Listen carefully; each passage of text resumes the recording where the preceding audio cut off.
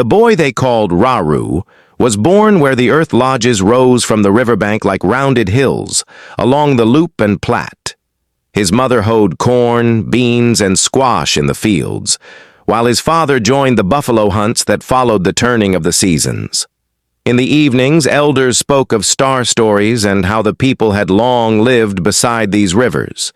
The sky was their calendar, their prayer book, their map. They heard of strangers far to the east, but in Raru's childhood, the Pawnee world still felt whole. Quick pause before we continue. Tell us where in the world you're watching from. If you're enjoying this story, make sure to hit the subscribe button and don't forget to like and share. Now let's dive back into the story. Far to the east, beyond the great river, another boy grew among forests and lakes. His name was Little Elk, a Cheyenne child whose people still lived in the Great Lakes region, hunting deer and planting small gardens. Rumors came first, other tribes pushing west, new trade paths, strangers with metal, disease, and guns. Little Elk listened as his uncles argued by the fire. "We will move," one said quietly. "The world is shifting. If we stay, we will be trapped between enemies we do not yet know." The Cheyenne Council finally agreed. They would follow the rivers toward the grasslands, step by cautious step. They built new lodges near the Missouri, never staying too long, always measuring who lived beyond the next bend. Little Elk learned to travel more than to plant. Each move meant new trails to remember, new neighbors to fear or befriend. He felt the old forest world slipping away, replaced by a horizon so wide it made his chest feel hollow. By the time Cheyenne scouts tasted the wind of what is now Nebraska, Pawnee villages already dotted the Platte, Loop, and Republican rivers. Fields stretched behind those earth lodges. Smoke rose in familiar patterns. To the Pawnee, this was not open land. It was home. Raru watched strangers appear in the distance, small clusters of lodges moving with their herds. "They are not farmers," his father said. "They chase the buffalo and only camp for a short time, but they draw nearer every season." The buffalo herds seemed endless, but the people understood something deeper. Herds followed paths, and paths meant power. Pawnee hunters rode and walked out from their river villages. The new Cheyenne bands moved with the animals themselves. When both hunting parties reached the same valley one autumn, there were too many spears, too many hungry eyes, and not enough patience. No battle started that day, but each side rode away with stories of insult, disrespect, and careless trespass. Horses spread across the plains like fire on dry grass. The Cheyenne quickly embraced this new power, trading and raiding for horses until their lives were tied to the saddle. Little Elk, now a young man, felt truly alive when the ground shook beneath him. The Pawnee had horses too, but they still balanced riding with village farming. To them, the earth lodge and cornfield were anchors. To the Cheyenne, the horse herd became the moving heart of the people. Two ways of living now pulled against the same land. The first serious clash came in the gray light before sunrise. A Cheyenne party slipped toward a Pawnee horse herd, hoping to cut the picket ropes and run off the best animals without killing anyone. It was how Plains war was often measured, by horses taken, not lives lost. But the Pawnee night guards woke quickly. Shouts tore across the meadow. A few arrows flew, one young Pawnee fell, and a Cheyenne raider did not rise from the grass. Both sides withdrew before full daylight, but for each family who mourned, peace was now a distant thing. In the Pawnee Council Lodge, leaders spoke under the circle of smoke-hole light. "They came like thieves," one elder said. "We have star-gifted land and duties. If we do nothing, they will think us weak." Raru listened from the edge, feeling anger and fear weaved together. Across the plains, Cheyenne elders told a different version. "We take horses as all warriors do," one man said. "They struck us first. We will answer." From two fires, the same morning was retold until war scent filled every story. Little Elk rode with older warriors who taught him how to count coup, touching an enemy in battle and escaping unharmed, a mark of courage greater than killing. They spoke of honor, control, and the need to prove oneself without wasting lives. When they next clashed with Pawnee fighters along a creek, Little Elk rode close enough to strike a man's shoulder with his coop stick before wheeling away. The Pawnee warrior stumbled, but lived. For days afterward, Little Elk's chest swelled with pride, even as he knew that man's relatives now dreamed of his death. Before Pawnee War parties rode, priest leaders studied the sky. They watched the morning star and other sacred signs, seeking guidance on whether to strike or wait. Raru knelt, listening as a priest traced patterns in the dust, linking stars to paths across the earth. Only when the signs agreed did the warriors paint their faces and sing. To them, riding against the Cheyenne was not just about horses or buffalo. It was about fulfilling duties given by powers older than the new enemies pressing in from grass and sky. As years turned, the Cheyenne drew closer to kindred nations. They forged deep bonds with the Arapaho and fought alongside Lakota bands, who were also expanding across the plains. Together, their camps and hunting grounds stretched from Montana to Colorado and beyond. Little Elk heard Lakota speech around shared fires and saw Arapaho riders move like shadows over the ridges. With allies on both sides of Pawnee country, many Cheyenne began to see the Earth Lodge people not just as neighbors, but as an obstacle between allied nations and the richest buffalo grounds. For the Pawnee, danger now came from more than one horizon. Cheyenne and Arapaho pressed from the west. Lakota and other Sioux groups raided from farther north. Season after season, trails of hooves cut across once secure hunting grounds. Raru joined patrols that rode farther than his father ever had, guarding herds, watching distant ridges. Every new set of tracks raised questions. No single battle decided anything. Raids, counter-raids, near misses, and ambushes stitched the years together like scars. One summer, a Cheyenne Lakota party struck at a Pawnee hunting camp near the Platte River.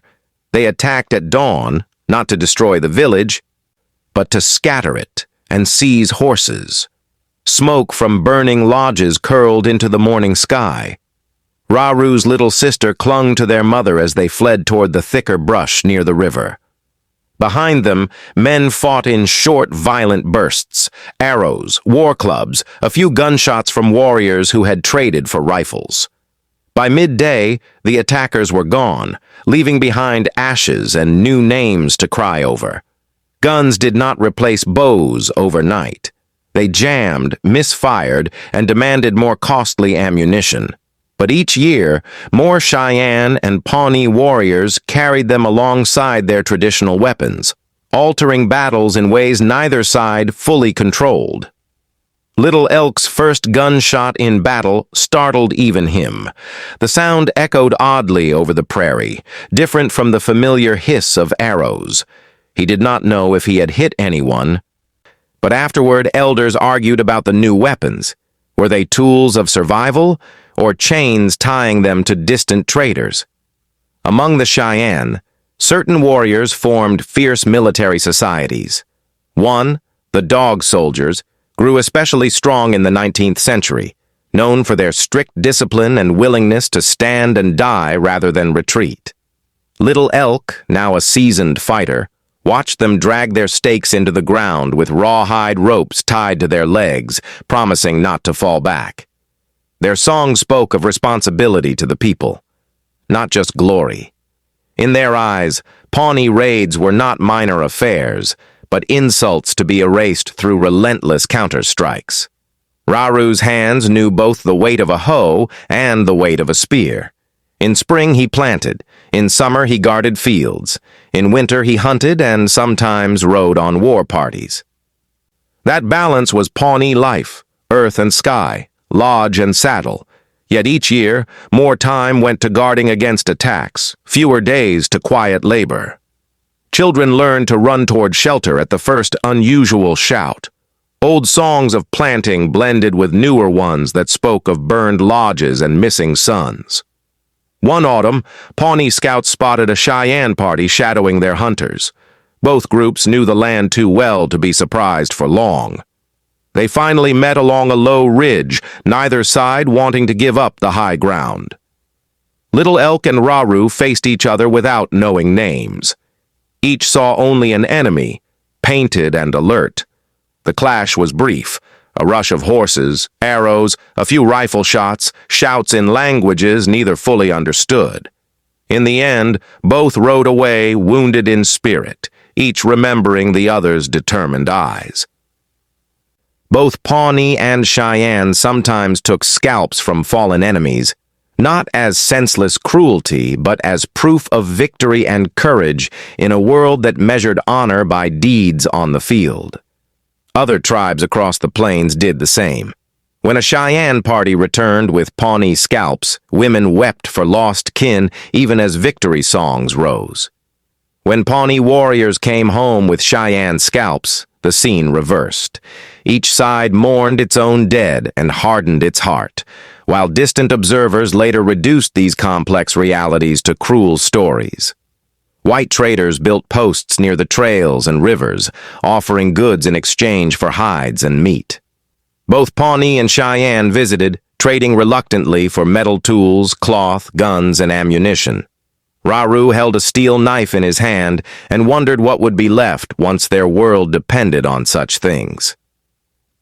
Little Elk examined a rifle, understanding that its power came with hunger for powder and lead, things his people could not make themselves.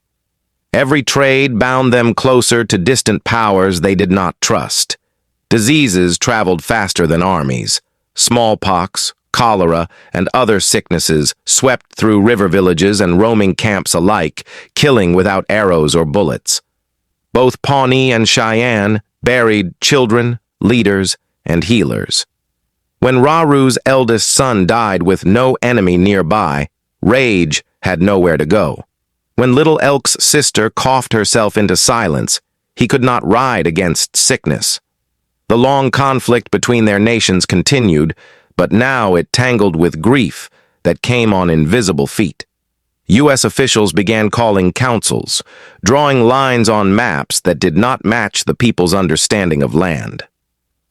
Treaties promised hunting grounds and protection, but the words were written in a language neither Pawnee nor Cheyenne fully controlled. Leaders on both sides debated whether to sign. Some hoped the papers might slow the flood of settlers and soldiers. Others warned that once the ink dried, their freedom would shrink to whatever shape outsiders chose. Meanwhile, Pawnee and Cheyenne warriors still eyed each other across battlefields that no treaty truly quieted. Pawnee villages along the Loop and Platte found themselves squeezed by more than traditional enemies. Settlers' wagons cut deep scars into the prairie, and military posts appeared near ancient camping sites. The river that had once felt entirely Pawnee now carried foreign voices. Raru watched a line of wagons pass, their wheels crushing prairie grass. "They move as if no one lives here," he said quietly. His father answered, "To them, maps are more real than our stories. That is why they are dangerous." The Cheyenne, Lakota, and Arapaho alliance grew more organized as pressure increased. They met at large camps where smoke from many fires rose together, and leaders planned joint raids and defenses, sharing information about troop movements and settler roads. Little Elk listened as Lakota speakers described battles against soldiers farther north. He realized their people's fights were now being pulled into a larger struggle. Yet when the council turned to Pawnee matters, old grievances surfaced again.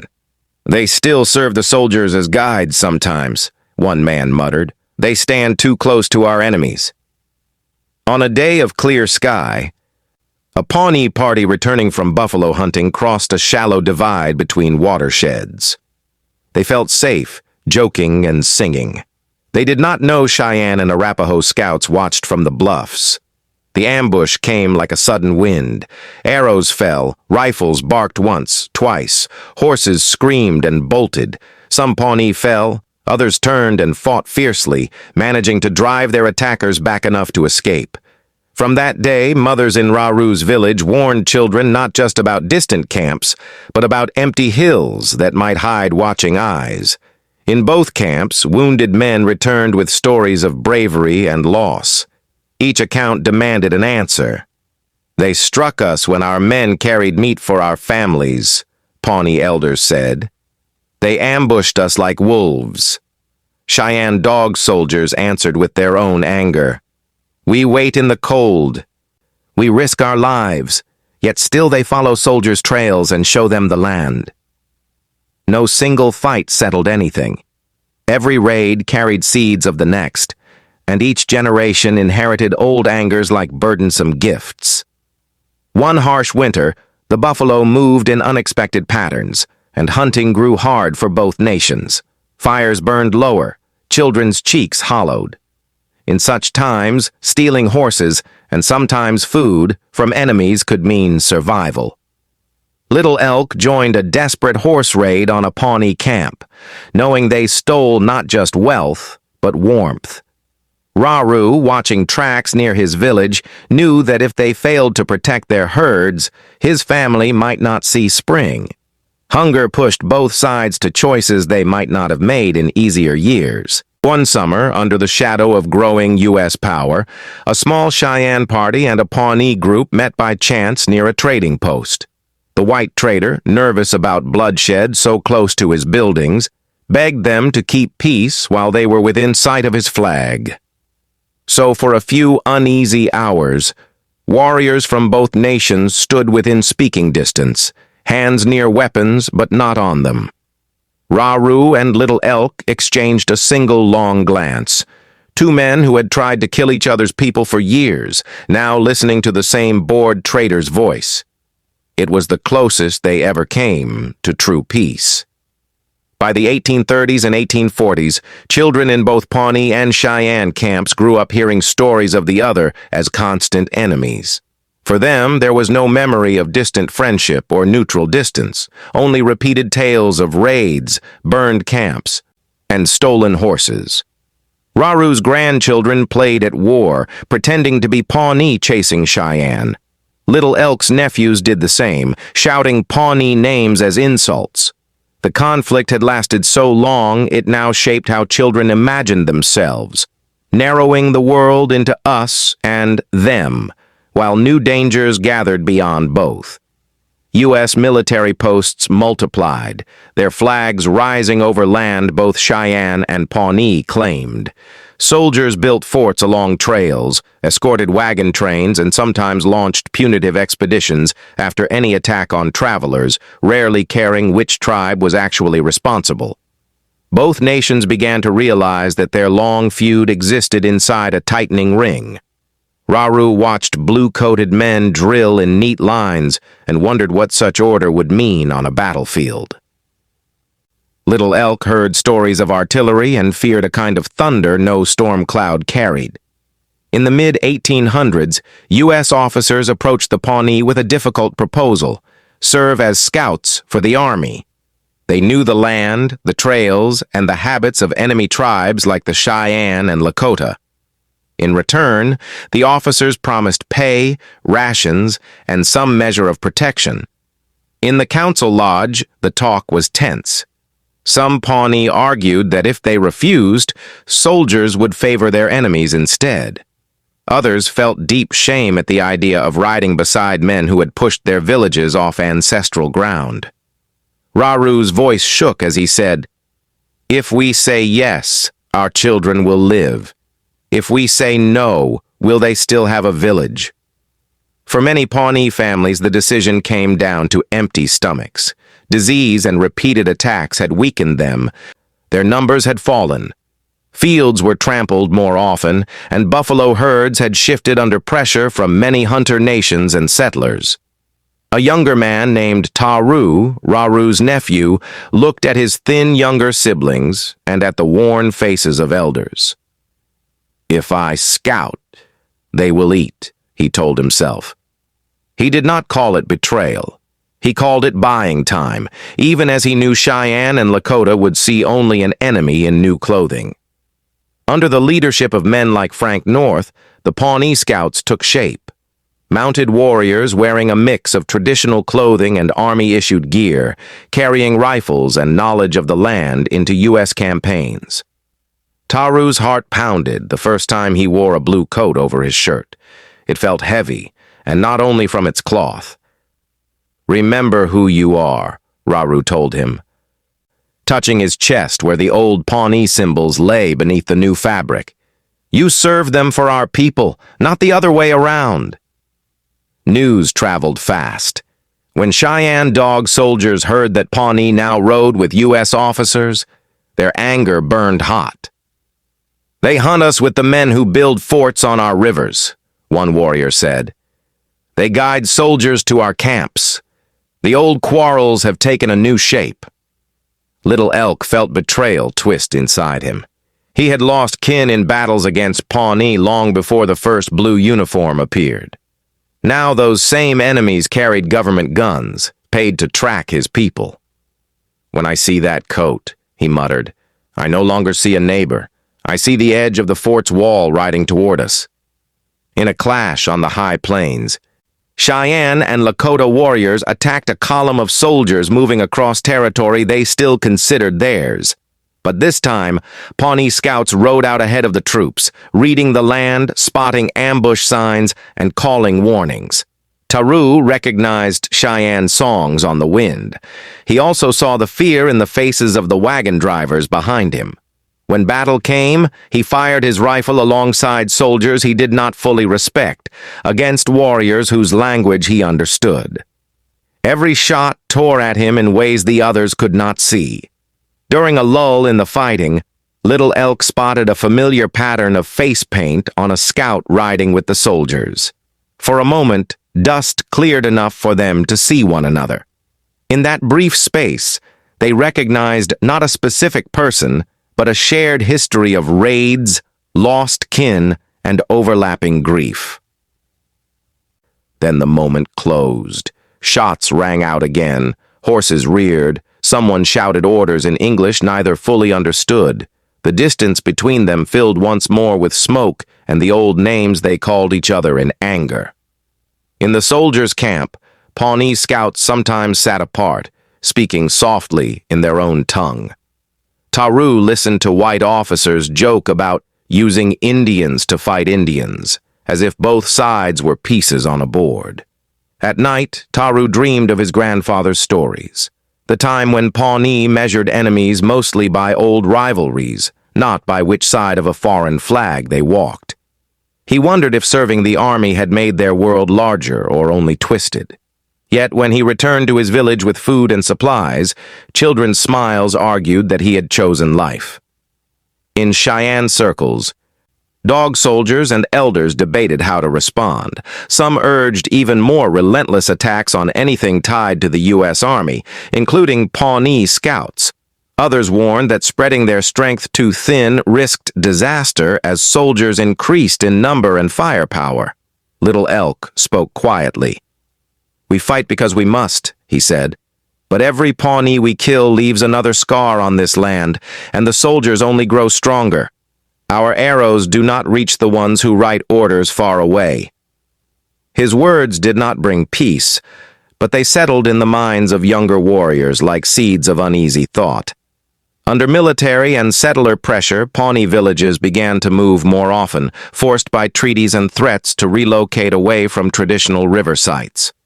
Earth lodges were abandoned, their packed dirt walls slowly collapsing back into the ground.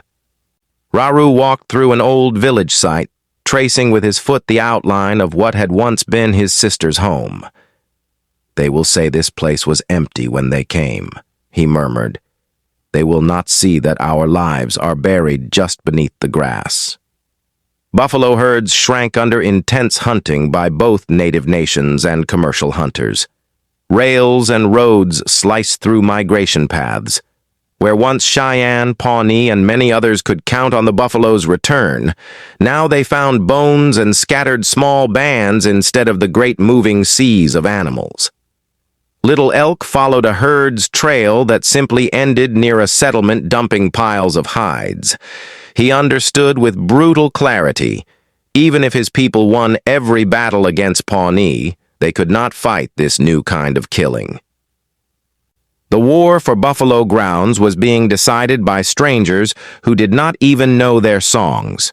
By the late 1860s, when both Pawnee Scouts and allied Cheyenne-Lakota forces took part in various campaigns and clashes, the old conflict between the two tribes had blended into the broader Indian Wars.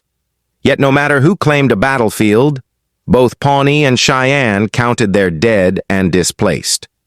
Raru's village list of names lost grew longer each winter. Little Elk's band moved more frequently, chasing shrinking game and dodging soldiers. The old question, who owned which valley, now seemed almost small beside the looming presence of forts, rails, and papers signed in distant capitals. On a campaign where Pawnee scouts helped soldiers surprise a Cheyenne camp, Taru saw women and children fleeing in terror, the same sight his own family had known during earlier Cheyenne raids.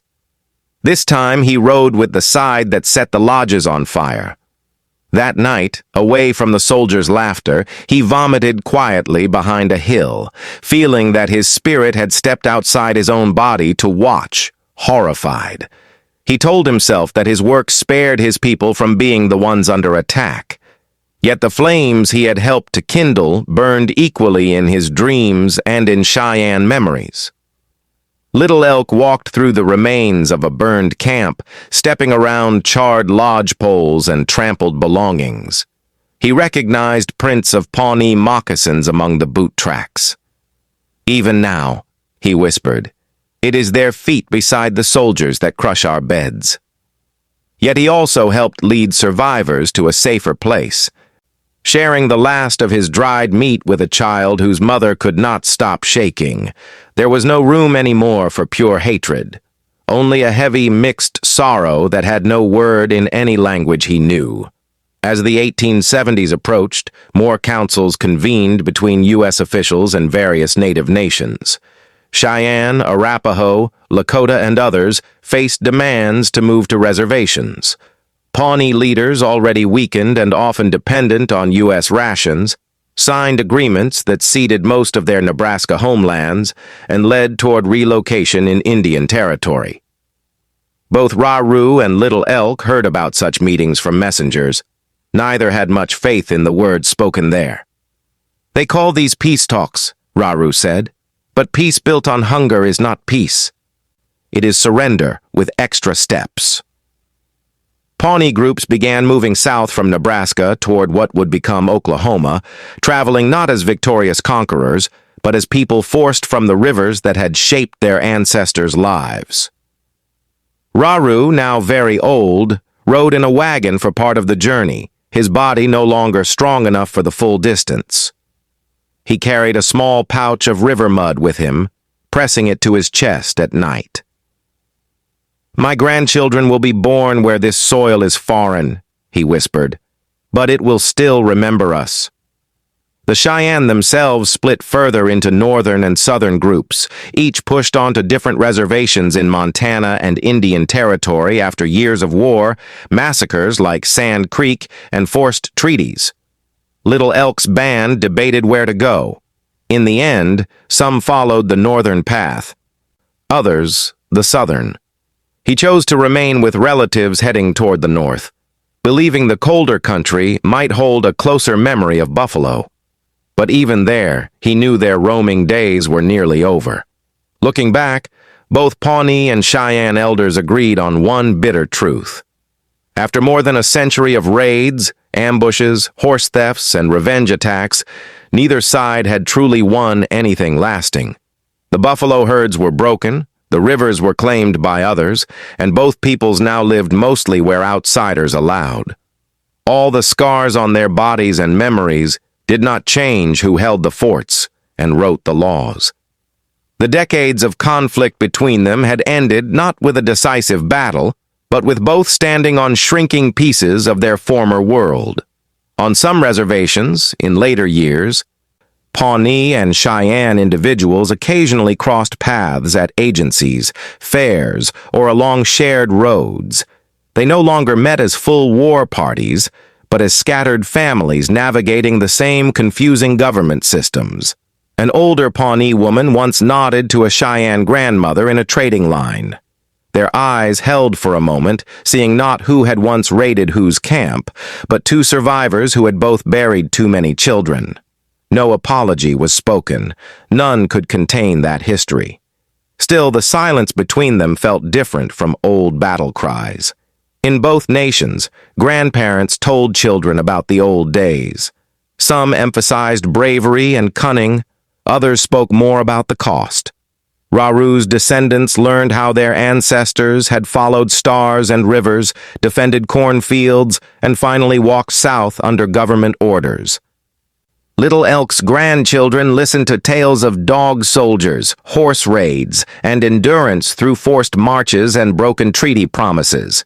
The Pawnee and Cheyenne versions of the long conflict did not match in every detail, but they overlapped on one point. Both sides had lost too much. Among the Pawnee, star knowledge survived, even after removal. Ceremonies adapted to new horizons. Constellations were read over unfamiliar landscapes.